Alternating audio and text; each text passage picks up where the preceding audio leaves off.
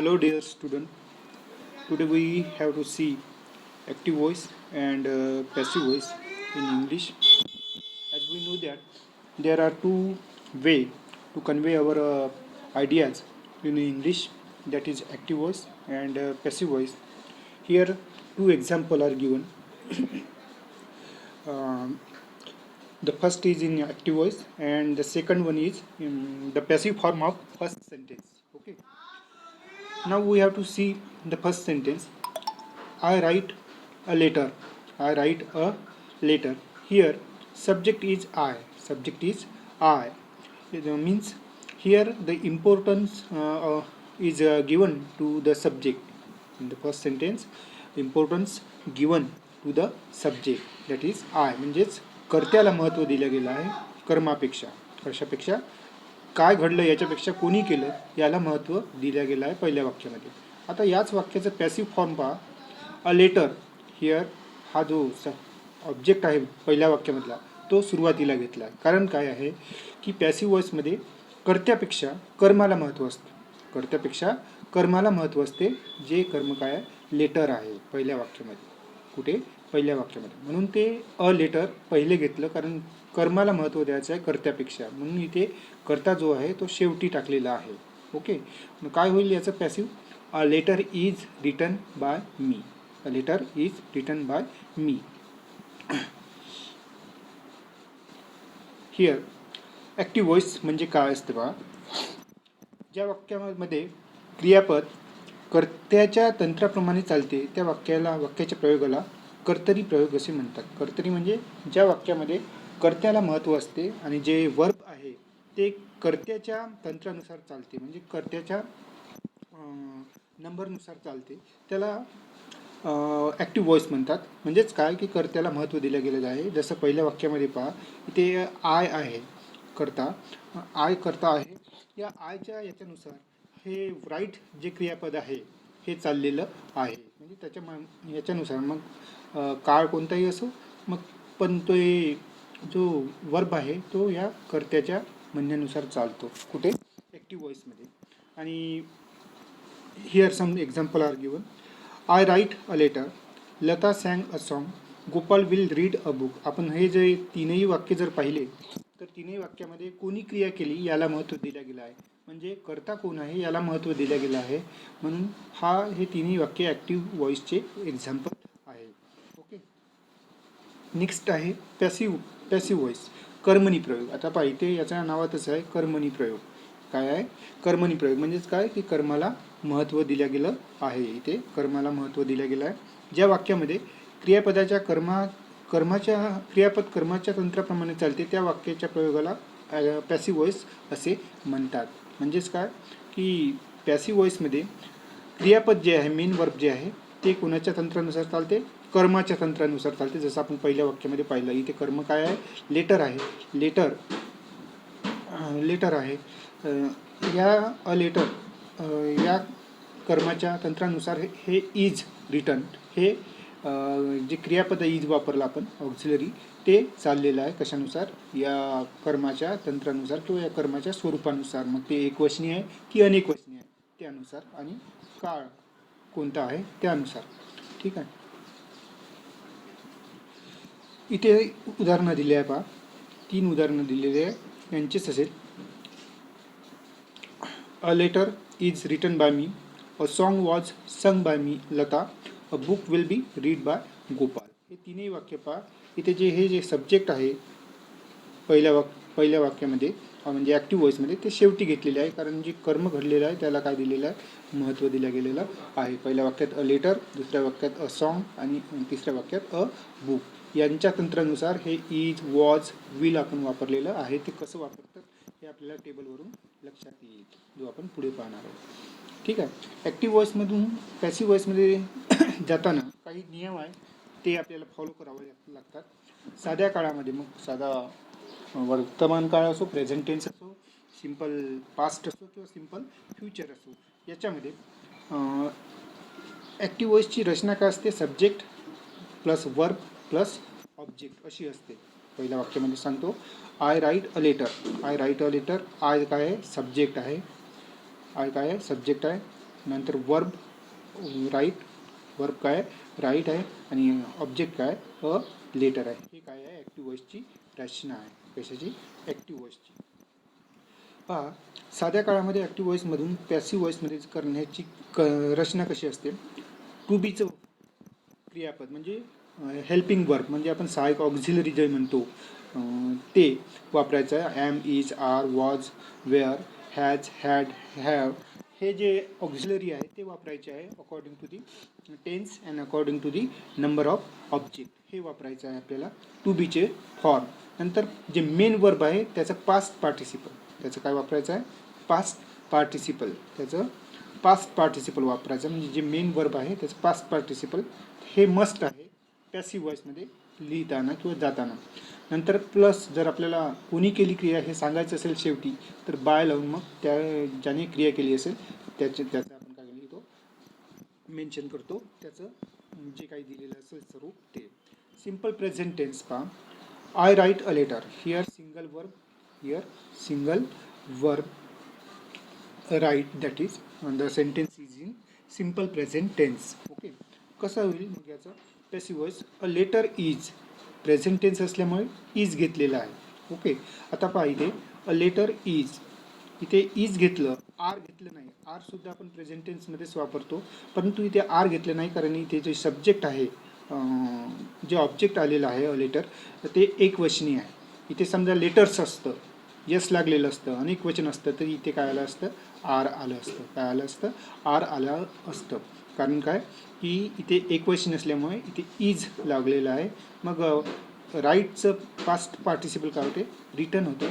मग बाय मी, मग शेवटी काय घेतलं आहे सब्जेक्ट घेतलेलं आहे बाय मी. आयचं काय झालेलं आहे मी झालेलं आहे आणि जे ऑब्जेक्ट होतं पहिल्या वाक्यामध्ये ते सुरुवातीला घेतलेलं आहे कारण कर्माला महत्त्व द्यायचं आहे कर्त्यापेक्षा. ठीक आहे.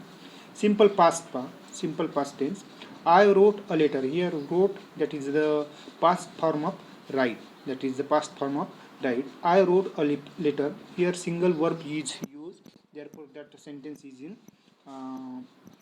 Simple past tense. याचं कसं होतं बा अ लेटर पुन्हा आपण जे कर्म आहे ते सुरुवातीला घेतलं एक वचनी आहे त्यामुळे वॉज घेतलं. लेटर्स असतं अनेक वचनी असते तर काय घेतलं असतं वेअर घेतलं असतं पास्ट फॉर्म. काय घेतलं असतं पास्ट फॉर्म घेतलं असतं वेअर जर अनेक वचन असतं तर. इथे एक वचन आहे म्हणून letter was written past participle of write written by me. Okay. Simple future पहा. सिम्पल फ्युचरची काय असते shall or will plus base form of verb. Shall or will for plus base form of verb. Here shall use and write that is the base form of write base form of verb. याचं कसं होते पहा passive वॉइसमध्ये a letter will be written by me. A letter will be written by me that is the passive form of that simple future tense. A letter will be इथे बी लावलं कारण काय आहे की फ्युचर टेन्समध्ये आहे, त्याच्यामध्ये आहे फ्युचर टेन्समध्ये आहे असल्यामुळे आपण काय लावलं बी लावलं. तसंच modal auxiliary shall will should would हे जे सगळे मॉडेल ऑक्झिलरी असेल तर त्याच्यानंतर आपण इथे बी लावतो. To be plus been sorry काय लावतो बी लावतो. आता पहा अपूर्ण काळामध्ये कुठे अपूर्ण म्हणजे कंटिन्युअस टेन्समध्ये कोणताही असो मग सिम्पल प्रेझेंट कंटिन्युअस असो पास्ट कंटिन्युअस असो त्याच्यामध्ये काय करतात पहा कर्मास करता म्हणजे आपण जे लेटर आहे ते सुरुवातीला घेतलं होतं तेच घ्यायचं आहे. नंतर टू बीचं क्रियापद according to the object plus being. आता काय आय एन जी असल्यामुळे काय करायचं आहे बीइंग कारण आपल्याला पॅसिव्ह वॉइसमध्ये आय एन जी फॉर्म वापरता येत नाही. पास्ट पार्टिसिपलच मस्टली घ्यावं लागतं म्हणून काय बीइंग वापरून plus past participle plus by plus कर्त्यास कर्म. इथे पहा I am writing a letter. I am here it is in present continuous tense. तर कुठे आहे कोणत्या काळात आहे हे वाक्य प्रेझेंट कंटिन्युअस. याचं काय होते अ लेटर काय होईल अ लेटर पहा अ लेटर प्रेझेंट असल्यामुळे इज वापरला आणि एक वचनी असल्यामुळे इज वापरलं. इज कंटिन्युअस टेन्समध्ये असल्यामुळे being written by me. Continuous टेन्समध्ये असल्यामुळे letter is being written by me. Okay, नंतर आहे पास्ट कंटिन्युअस टेन्स. आता पास्ट पहा, I was writing a letter. इथे वॉज असल्यामुळे पास्ट आणि आय एन जी आहे म्हणजेच कंटिन्युअस, पास्ट कंटिन्युअस टेन्स आहे. याचं कसं होते पहा, अ लेटर वॉज बीइंग. आता इथे वॉज वापरलेला आहे कारण पास्टमध्ये आहे. कशामध्ये आहे? पास्टमध्ये आहे. आणि एक वचनी आहे म्हणून वॉज वापरलं. अनेक वचनी असतं, लेटर्स असतं तर वेअर वापरलं असतं. Letter was being written by me. A letter was being written by me. इथे सुद्धा बीइंग लावलं कारण कंटिन्युअसमध्ये आहे, मग कोणताही असो. नंतर पहा फ्युचर कंटिन्युअस टेन्स. काय आहे वाक्य? फ्युचर कंटिन्युअसमध्ये वॉइस बदलत नाही. फ्युचर कंटिन्युअसमध्ये वॉइस बदलत नाही. नंतर पहा पूर्ण काळामध्ये म्हणजे परफेक्ट टेन्समध्ये काय काय होते? To have plus been plus past participle plus by कर्त्यास कर्म. इथे प्रेझेंट परफेक्ट टेन्स पहा, I have written a letter. इथे प्रश्न पहा, प्रेझेंट परफेक्ट टेन्सची have plus past participle means present perfect tense आहे हा. याचं पॅसिव्ह वॉइस होताना पहा काय होतं, a letter has been, a letter has been you been written by me. A letter has been written by me. इथे काय चेंजेस झालं हे थोडं लक्षात घ्या. हॅवचं काय केलं आपण, हॅज केलं. नेक्स्ट पहा past perfect tense, I had written a letter. I had written a letter. याचं काय होते, हॅड असल्यामुळे टेन्शन नाही. A letter had been written by me. म्हणजे परफेक्ट टेन्समध्ये असेल वाक्य कोणतंही मग, तर मग बीन लावतो ऑक्झिलरी नंतर आणि मग रिटर्न लिहून किंवा पास्ट पार्टिसिपल लिहून कंप्लीट करतो आपण वाक्य. ओके, मग पहा future perfect tense, I shall have written a letter. I shall have written a letter. याचं कसं होतं पहा, a letter will have been. शॉलचं काय केलं, विल केलं. A letter will have been written by me. A letter will have been written by me. ते सुद्धा आपण बीन लावलं कारण फ्युचर परफेक्ट टेन्समध्ये आहे. हॅव प्लस पास्ट पार्टिसिपल असलं म्हणजे परफेक्ट होऊन जाते. आणि इथे फ्युचर असल्यामुळे मग काय लावलं, a letter will have been written by me. नंतर पहा पूर्ण काळामध्ये व्हॉइस बदलत नाही. म्हणजे परफेक्ट कंटिन्युअस टेन्समध्ये can not be change into passive voice. काळाच्या एकूण 12 उपप्रकारापैकी 8 उपप्रकारांचा व्हॉइस बदलतो. त्याचे निरीक्षण खालील तक्त्यात आपल्याला करायचं आहे. तक्ता चांगल्या पद्धतीने अभ्यास करायचा आपल्याला. पहा voice, active voice and passive voice. Here in this column tenses are mentioned, and here active voice and passive voice. The first is simple present. I eat a mango.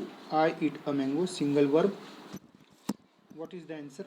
A mango is eaten by me. A mango is eaten by me. Okay. Simple past. I ate a mango. A mango was eaten by me. I shall eat a mango. That is simple future. A mango will be.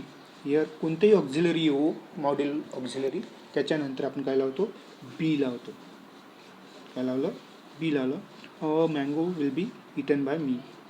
Next present continuous पहा, I am eating a mango. Am eating a mango. I N G असल्यामुळे is being. Present टेन्समध्ये असल्यामुळे is, एक वचनी असल्यामुळे present टेन्समध्ये लिहायचं आहे, त्यामुळे is being. I N G असल्यामुळे eaten by me. Second one past continuous, I was eating a mango. Here past continuous. A mango was. Here एक वचनी असल्यामुळे वॉज वापरलं. अनेक वचनी असतं तर वेअर वापरलं असतं. Was being eaten by me. Past participle इटचं इटन. ओके. नेक्स्ट पहा present perfect.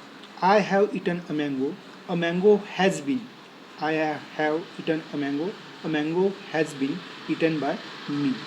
Next, I had eaten a mango. Past perfect. I had eaten a mango. A mango had been eaten by me. Future tense pa, perfect tense pa. I shall have eaten a mango. A mango will have been. आता इथे future tense असल्यामुळे will have been eaten by me. Okay, future perfect असल्यामुळे been तर लागणार perfect असल्यामुळे will have लावून आपण काय केलं आहे, वाक्य कंप्लीट केलेलं आहे पॅसिव्ह वॉइसमध्ये. आपल्याला पॅसिव्ह वॉइसमध्ये काही गोष्टी लक्षात ठेवायच्या आहे याच्यामध्ये. We have to use helping verb appropriately according to the subject singular और प्लुरल. ओके, आपल्याला ॲक्टिव्ह वॉइसमधून पॅसिव्ह वॉइसमध्ये जाताना आपण जे ऑब्जेक्ट आहे ते सुरुवातीला घेतो. जसं I write a letter. A letter हे ऑब्जेक्ट आहे. अ लेटर हे काय आहे, ऑब्जेक्ट आहे. आणि एकवचनी आहे. कसं आहे, एकवचनी आहे. त्यामुळे हे इथे दिलेलं आहे पहा.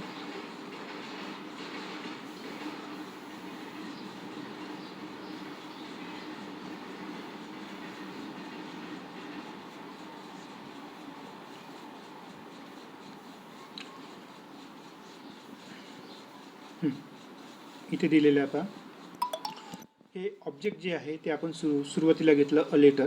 एकवचनी आहे त्यामुळे आपण इज लावलं. इज का लावलं, कारण सिम्पल प्रेझेंट टेन्समध्ये असल्यामुळे इज लावलं. पण जर हेच अनेक वचने असतं तर आर लावलं असतं आपण, बरोबर आहे. त्यामुळे जे आपला ऑब्जेक्ट येणार आहे पॅसिव्ह वॉइसमध्ये त्याच्या वचनानुसार आपल्याला काय यूज करायचं आहे, ऑक्झिलरी यूज करायचं आहे पॅसिव्ह फॉर्ममध्ये. आणि कुठे, पॅसिव्ह फॉर्ममध्ये. मग इज किंवा हॅज एकवचनी असेल तर, आणि अनेकवचनी असेल तर आर किंवा हॅव. आर किंवा हॅव. एकवचनी असेल तर इज किंवा हॅज. कुठे, हॅज कुठे लागते, परफेक्ट टेन्समध्ये. आणि अनेकवचनी असेल तर आर किंवा हॅव. मात्र याला अपवाद आहे, एक्सेप्शन आहे. Have is use for I and you though they are singular. मात्र हॅव हे आय किंवा यू जर ऑब्जेक्ट येत असेल तर त्याच्या नंतर हॅव लावतो, तरी ते काय असेल, एकवचनी असेल तरी. बाकी अनेक वचनीसाठी मग आपण काय लावतो,